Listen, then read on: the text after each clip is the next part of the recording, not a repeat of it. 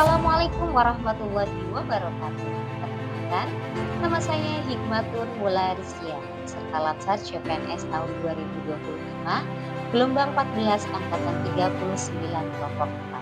Saya merupakan penyuluh agama Islam di KUA Kecamatan Pejaten, Kota Cirebon. Pada kesempatan kali ini, saya akan memaparkan resume submateri kegiatan kesiapsiagaan bela negara yang ada pada modul 3 agenda 1 dan contoh tata tempat kegiatan.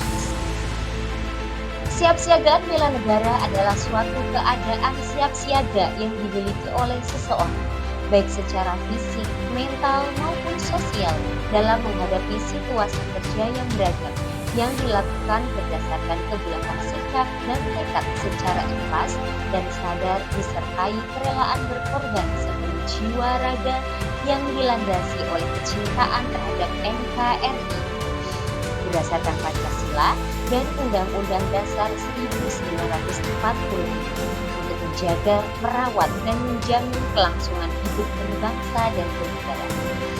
Adapun manfaat kesiapsiagaan bela negara yaitu membentuk sikap disiplin waktu, aktivitas, dan pengaturan kegiatan lain, membentuk jiwa kebersamaan dan solidaritas antar sesama rekan seperjuangan, membentuk mental dan fisik yang tangguh, menanamkan rasa kecintaan pada bangsa dan patriotisme sesuai dengan kemampuan diri, melatih jiwa leadership dalam memimpin diri sendiri maupun kelompok dalam materi teamwork, membentuk iman dan takwa pada agama yang dianut oleh individu, berbakti pada orang tua, bangsa, agama, melatih kecepatan, ketegasan, ketepatan individu dalam melaksanakan kegiatan, menghilangkan sikap negatif seperti malas, apatis, boros, egois, tidak disiplin, dan membentuk perilaku jujur, tegas, adil, tepat, dan kepedulian antar sesama.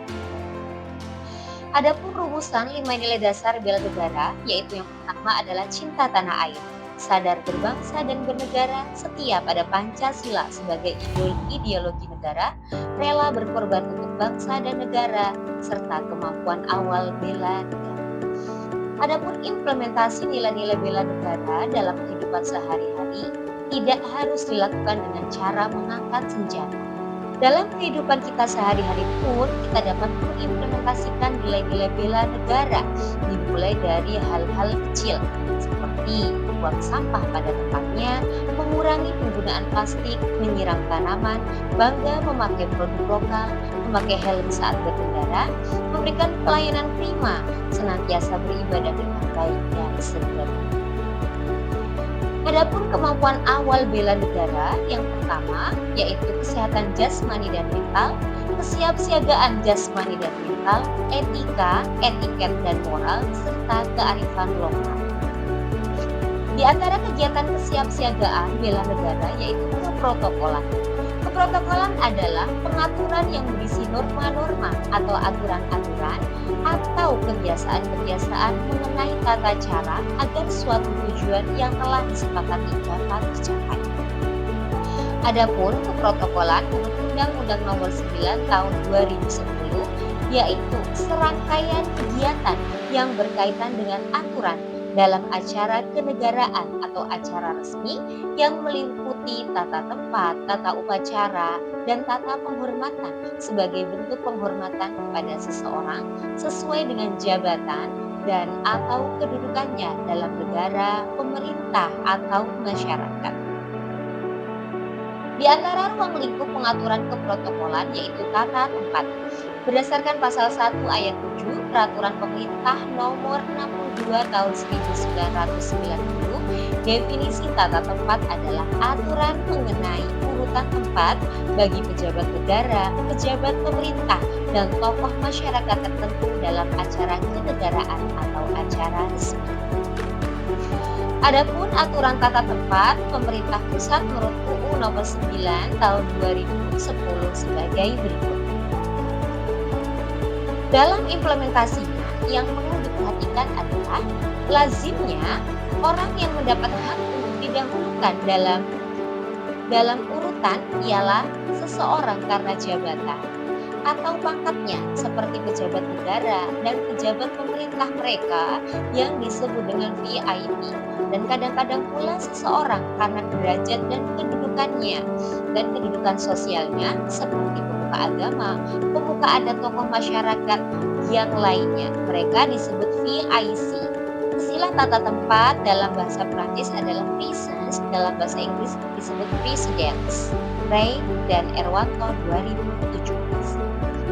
Adapun aturan dasar tata tempat yang pertama, orang yang berhak mendapatkan tata urutan yang pertama adalah mereka yang mempunyai jabatan tertinggi yang bersangkutan mendapatkan urutan paling depan atau paling mendahului.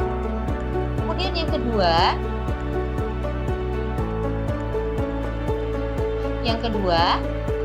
jika menghadap meja, maka tempat utama adalah menghadap ke pintu keluar dan tempat terakhir adalah tempat yang paling dekat dengan pintu keluar. Aturan dasar tata tempat yang ketiga, pada posisi berjajar pada garis yang sama, tempat yang terhormat adalah A. Tempat yang paling tengah, B. Tempat sebelah kanan luar atau rumusnya posisi sebelah kanan pada umumnya selalu lebih terhormat dari posisi sebelah kiri, C. Benar, D. Ganjil. Adapun contoh pengaturan tata posisi berdiri terdapat dalam gambar 1. Pada gambar 2 disebutkan contoh pengaturan tata posisi duduk. Kemudian pada gambar 3 terdapat contoh pengaturan tata tempat posisi duduk pada pertemuan tatap muka. Berikutnya, aturan dasar tata tempat yang keempat adalah apabila naik kendaraan bagi menteri atau kepala LPNK atau seseorang yang mendapat tata urutan paling utama, maka di pesawat udara naik paling akhir, turun paling dahulu. Di kapal laut naik dan turun paling dahulu. Di kereta api naik dan turun paling dahulu. Di mobil naik dan turun paling dahulu. Kemudian aturan dasar tata tempat yang kelima, orang yang paling dihormati selalu datang paling akhir dan pulang paling dahulu. Dan aturan dasar tata tempat yang keenam, jajar kehormatan. A. Orang yang paling dihormati harus datang dari sebelah kanan dari pejabat yang menyambut. Dan B. Orang yang paling dihormati yang menyambut tamu, maka tamu akan datang dari arah sebelah kirinya. Demikian yang dapat saya sampaikan, semoga dapat dimengerti. Terima kasih. Wassalamualaikum warahmatullahi wabarakatuh.